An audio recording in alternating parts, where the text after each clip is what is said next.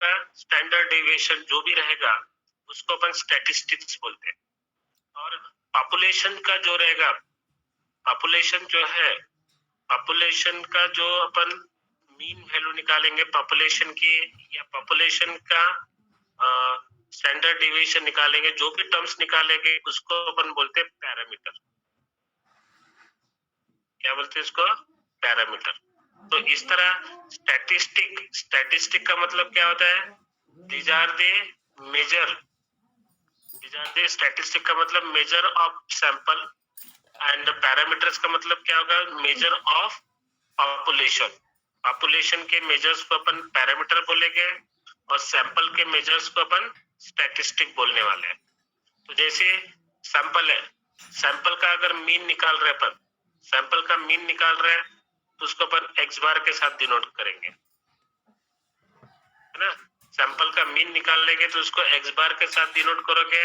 Sample का standard deviation निकालेंगे तो उसको एस के साथ डिनोट करोगे। देखो, एक्स बार या तो फिर एस के साथ डिनोट करोगे।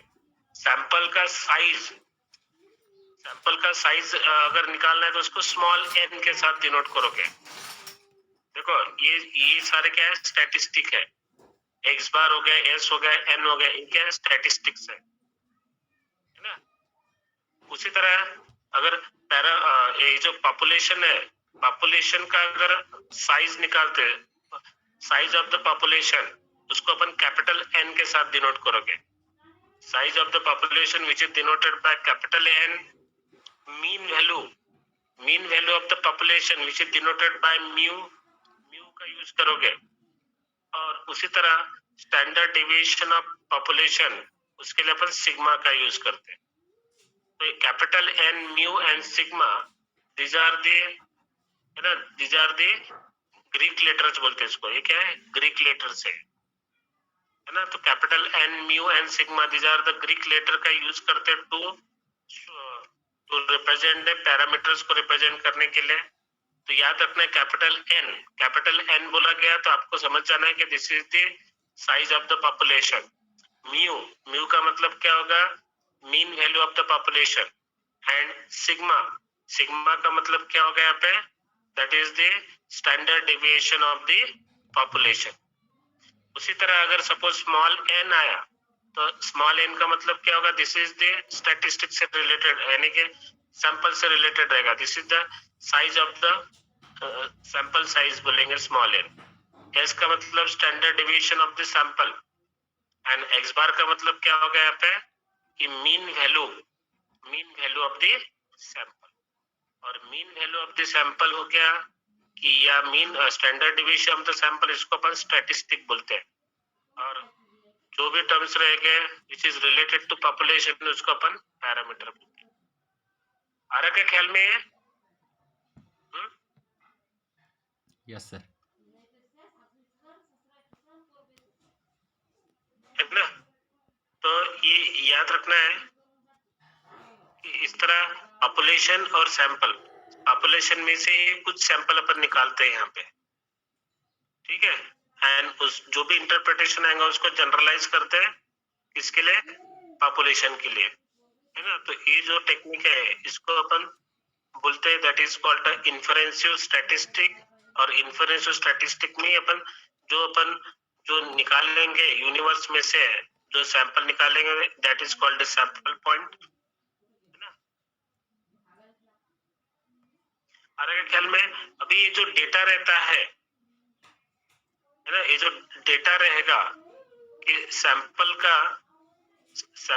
जो भी रहेगा, और ये पॉपुलेशन के ऊपर जनरलाइज करते वक्त ये कितना ऑथेंटिक है, इसका ऑथेंटिफिकेशन के लिए अपन ये जो टेस्ट करेंगे, तो ये जो टेस्ट है ये कितनी सिग्निफिकेंट है, तो that is called the significance of test.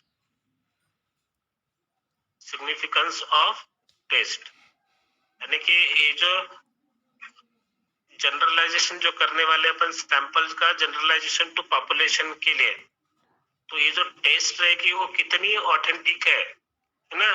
तो उसके लिए क्या है? एक सिग्निफिकेंस ऑफ टेस्ट बोलते हैं, सिग्निफिकेंस ऑफ टेस्ट।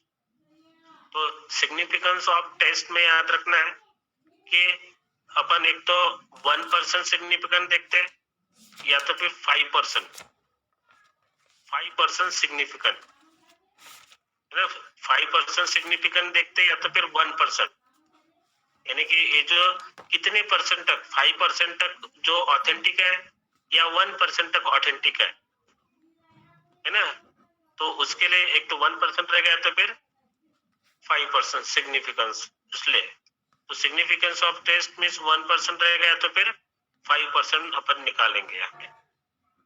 तो उसी का ये कॉन्फिडेंस टेस्ट भी होती है, क्या बोलते हैं, कॉन्फिडेंस टेस्ट, कॉन्फिडेंस टेस्ट। तो कॉन्फिडेंस टेस्ट याद रखना है कि सिग्निफिकेंस टेस्ट और कॉन्फिडेंस टेस्ट इन दोनों का सम मीन्स 1 होता है, 1 या 100% बोलेंगे। 1 का मतलब क्या हो गया यहाँ पे, 1 है ना, यानी कि ये अगर सिग्निफिकेंस ऑफ टेस्ट, सिग्निफिकेंस को अपन अल्फा के साथ डिनोट करते हैं और कॉन्फिडेंस टेस्ट को अपन सी के साथ डिनोट करोगे, तो ये alpha plus C equals to क्या होगा यहाँ पे 1, alpha plus C equals to क्या होगा यहाँ पे 1। तो अगर सिग्निफिकेंस टेस्ट अगर 1% है, इसका मतलब क्या होगा, कॉन्फिडेंस टेस्ट क्या होगा यहाँ पे 99%। समझ रहे ना कि ये 1 प्लस 99 मीन्स कितना होना चाहिए, 100%, है ना। अगर ये सिग्निफिकेंस टेस्ट अगर 5% है, तो कॉन्फिडेंस टेस्ट कितना होना चाहिए फिर यहाँ पे 95%, यानी कि ये जो ऑथेंटिफिकेशन रहेगा, सिग्निफिकेंस मीन्स 1% है, तो कॉन्फिडेंस टेस्ट कितना होगा 99%। और यहाँ पे सिग्निफिकेंस टेस्ट 5% रहेगा, मीन्स यहाँ पे कॉन्फिडेंस टेस्ट के कॉन्फिडेंस का परसेंटेज कितना रहेगा यहाँ पे 95%। तो याद रखना है कि इन दोनों परसेंटेज का ये मीन्स क्या होगा 100%, 100% का ही मतलब क्या होगा यहाँ पे 1 आना चाहिए इसका, है ना, means alpha plus C equals to क्या रहेगा यहाँ पे 1। तो मीन्स कॉन्फिडेंस और सिग्निफिकेंट ये दोनों का सम मीन्स यहाँ पे 1 आना चाहिए। तो इसी का मतलब यहाँ पे 1% है।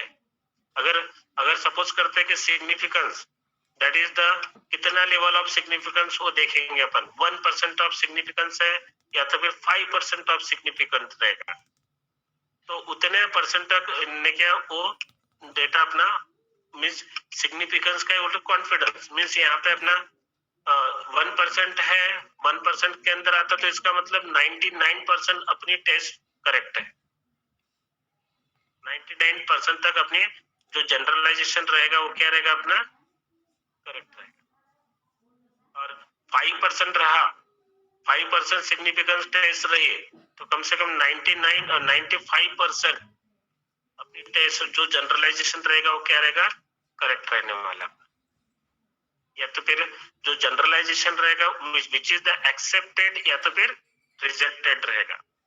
यानी कि जो भी सैंपल के ऊपर अपन इंटरप्रिटेशन करोगे, तो सैंपल के ऊपर इंटरप्रिटेशन करने के बाद तो वो जो इंटरप्रिटेशन उस पॉपुलेशन के लिए एक्सेप्टेड रहेगा या तो फिर रिजेक्टेड रहेगा, है ना, वो देखने के लिए अपन इस लेवल ऑफ सिग्निफिकेंस और level of confidence test, confidence test.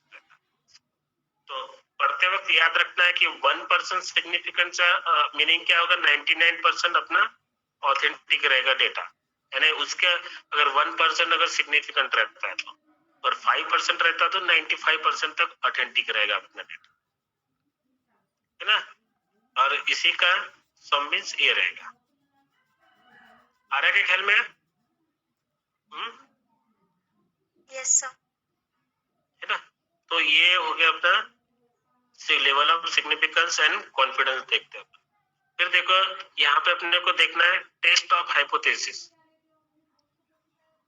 Test of hypothesis. तो टेस्ट ऑफ हाइपोथेसिस में याद रखना है कि there are the two type of test रहेंगे, टेस्ट ऑफ हाइपोथेसिस या तो फिर हाइपोथेसिस बोलेंगे।